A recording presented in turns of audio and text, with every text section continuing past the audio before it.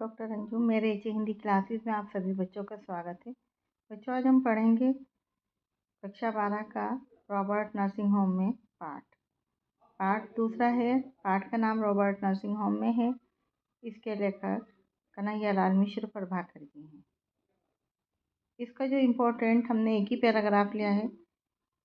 लेखक कहता है, मैंने बहुतों को रूप से पाते देखा था, बहुतों को धन से और बहुतों को गुणों से भी। बहुतों को पाते देखा था, पर मानवता के आंगन में समर्पण और प्राप्ति का यह अद्भुत सौम्य स्वरूप आज ही अपनी आंखों से देखा कि कोई अपनी पीड़ा से किसी को पाए और किसी का उत्सर्ग सदा किसी को पीड़ा के लिए सुरक्षित रहे। लेखक अपने किसी करीबी परिचित के बीमार होने पर उसे इलाज के लिए नर्सिंग होम में लेकर गए। वो परिचारक के रूप में उसकी सेवा करने गए थे। जहां वो रोगी को लेकर गए थे, उस नर्सिंग होम का नाम था रॉबर्ट नर्सिंग होम, और ये नर्सिंग होम इंदौर में स्थित था। इस गद्यांश का भाव आपको व्याख्या से पहले समझना जरूरी है। भाव है इसका, इस गद्यांश में लेखक मानवता, त्याग और करुणा के सच्चे रूप को स्पष्ट करता है। लेखक कहता है कि उसने बहुत से लोगों को केवल बाहरी सुंदरता या धन संपत्ति के कारण श्रेष्ठ मानते देखा है, और कुछ लोग ऐसे होते हैं जो गुणों के कारण श्रेष्ठ हो जाते हैं। लेकिन लेखक के अनुसार सच्ची महानता इन सबसे ऊपर है। वहाँ वो सेवा कर रही नर्सों की, जिस नर्सिंग होम में गए थे, वहाँ पे जो नर्सें सेवा कर रही थी, उनकी मानवता के क्षेत्र में समर्पण और त्याग का जो अद्भुत स्वरूप उन्होंने देखा, वे वास्तव में मन को छू लेने वाला है। जब कोई व्यक्ति अपनी पीड़ा को भूलकर दूसरों के दुख को कम करने का प्रयास करता है, तब वही सच्ची सेवा कहलाती है।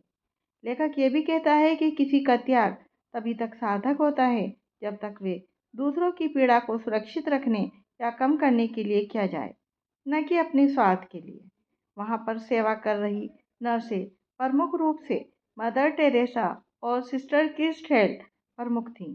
वे रोगियों की निस्वार्थ भाव से सेवा कर रही थी, जिनसे लेखक का वार्तालाप हुआ था। आपको पहला क्वेश्चन आएगा, उपर्युक्त गद्यांश के पाठ और लेखक का नाम लिखिए। इसका उत्तर है, पाठ का नाम रॉबर्ट नर्सिंग होम में, लेखक का नाम कन्हैयालाल मिश्र प्रभाकर है। रेखांकित अंश की व्याख्या कीजिए। लेखक कहता है कि मैं संसार में से बहुत से व्यक्तियों को देखा है जो अपनी विशिष्ट विशेषताओं से लोगों को अपना बना लेते हैं और अपना यश और अर्जित कर लेते हैं, यश इकट्ठा कर लेते हैं, प्रसिद्धि प्राप्त कर लेते हैं। कुछ लोग अपने रूप और सौंदर्य द्वारा लोगों को अपनी ओर आकर्षित करते हैं। कुछ लोग ऐसे भी होते हैं जिनके पास बहुत धन होता है और वो उसके बल पर लोगों को अपना बना लेते हैं। कुछ व्यक्ति ऐसे होते हैं जिनमें कोई विशिष्ट गुण होते हैं। उनके पास न धन होता, न उनके पास रूप होता, न सौंदर्य होता, लेकिन वे अपने गुणों द्वारा बहुत कुछ प्राप्त कर लेते हैं। परंतु आज लेखक ने एक ऐसी अद्भुत स्त्री को देखा जिसने मानवता के लिए अपना सब कुछ समर्पित करके दूसरों की श्रद्धा और सम्मान को प्राप्त किया। और वो स्त्रियां कौन थी? Mother Teresa, sister crystal.